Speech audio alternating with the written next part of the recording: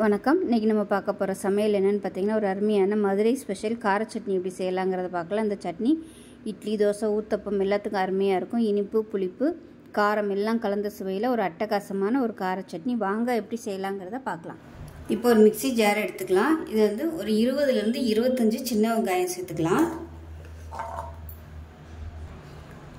இதோட 10 பல் பூண்டு சேர்த்துக்கலாம்.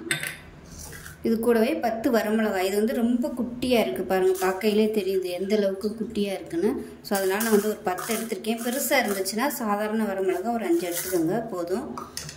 காஷ்மீரி மிளகாய் வத்தல் ஒரு 3. இது வந்து கலருக்காக மட்டும்தான். இது கூடவே புளி பேஸ்ட்டு, ஏன்னா கொட்டையெல்லாம் இருக்குங்கிறதுனால கரைச்சி எடுத்து வச்சுருக்கேன். சுத்தமான புளியாக இருந்துச்சுன்னா நீங்கள் டேரெக்டாக அப்படியே சேர்த்துக்கோங்க. ஒரு சின்ன நெல்லிக்காய் சைஸுக்கு சேர்த்துக்கோங்க புளி. இது கூடவே வெல்லம் ஒரு சின்ன பீஸ் பார்த்தீங்கன்னா சேர்த்துக்கலாம். ஒரு 3 பீஸ் சேர்த்துருக்கேன் சின்ன சின்னதாக. இது கூடவே மீடியம் சைஸாக 2 தக்காளி சேர்த்துக்கலாம்.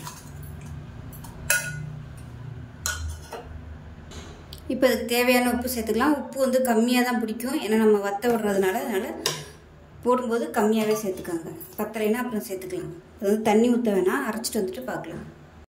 இப்போ நல்லா நைஸாக அரைச்சாச்சு, தனியாக இருக்கட்டும். இப்போ ஒரு பேன் எடுத்துக்கலாம். இதில் வந்து தேவையான அளவுக்கு நல்லெண்ணெய் சேர்த்துக்கலாம். நல்லெண்ணெயில் செஞ்சிங்கன்னா தான் நல்லாயிருக்கும் இந்த சட்னி. இப்போ எண்ணெய் நல்லா சூடாகிடுச்சு.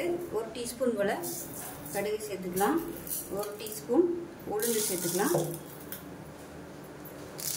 இது கூடவே ஒரு கொத்து கருவேப்பிலையில் சேர்த்துக்கலாம். கடுகு உளுந்து நல்லா பொரிஞ்சிருச்சு. இப்போ இதில் வந்து பெருங்காயம் சேர்த்துக்கலாம். சேர்த்துட்டு கலந்து விட்டுக்கலாம். கலந்துட்டு நம்ம அரைச்சி வச்சுருக்க இந்த தக்காளி மிளகாய் பேஸ்ட்டை சேர்த்துக்கலாம். சேர்த்துட்டு நல்லா கலந்து விட்டுக்கலாம். இப்போ மிக்சியை அலசிட்டு கொஞ்சமாக தண்ணி சேர்த்துக்கிறேன். ரொம்ப ஊற்றிடாதீங்க, டேஸ்ட் வந்து மாறிடும்.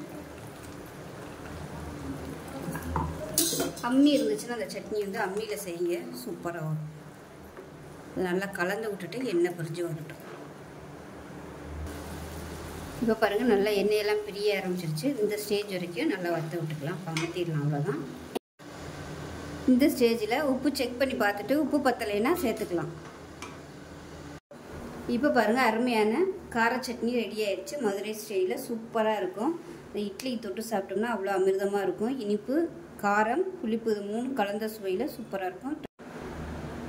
ஸோ இதே மாதிரி செஞ்சு பாருங்கள். செஞ்சு பார்த்துட்டு எப்படி வந்துச்சுங்கிறத சொல்லுங்கள். வீடியோ பிடிச்சிச்சுன்னா லைக் பண்ணுங்கள், கமெண்ட் பண்ணுங்கள், சேனலை சப்ஸ்கிரைப் பண்ணுங்கள், பக்கத்தில் உள்ள பெல் பட்டனையும் ப்ரெஸ் பண்ணுங்கள். நன்றி.